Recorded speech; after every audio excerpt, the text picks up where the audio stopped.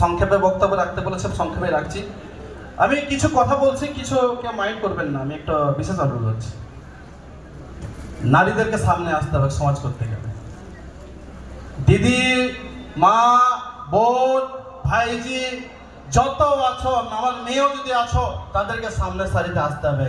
আমি একটা সংগঠন করেছি, সে চাই নামে বাউরি সমাজের নামেই করেছি, আদার্স কোনো নয়, বাউরি সমাজ। দুটো মহিলাকে আমি সংগঠনের দায়িত্ব দিয়েছি, একটা পশ্চিম বর্ধমান, একটা দুর্গাপুর, একটা আসানসোল।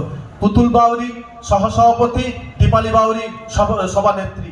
যদি এইরকম ভাবে এইভাবে যদি সবাই নারীরা আগিয়ে আসো, যদি কোনো রকম সমস্যা হয়ে থাকে, আমি কথা দিচ্ছি, আমরা কথা দিচ্ছি, আমরা সমস্ত বাউরি এক জায়গায় হয়ে সে সমস্যাকে সমাধান করব। অতএব সমস্ত রাগ রস ভুলে, সমস্ত অভিমান ভুলে আমি এটুকুই বলবো, এই মঞ্চ সেই মঞ্চ নয়, এই মঞ্চ সেই মঞ্চ জায়গা নয় সেখানে আমি আর কিছু বলার অধিকার আছে। আমি এটুকু বলবো, সবাই ভালো থেকো, পড়াশোনা করো, ভালোভাবে পড়াশোনা করে আরো শিক্ষিত হও, শিক্ষিত হয়ে নিজের পরিবার, নিজের জেলা, নিজের পাড়া সবাইকে আলোকিত করো। এই বলে আমার বক্তব্য শেষ করলাম। জয় হিন্দ, জয় ভারত, ধন্যবাদ।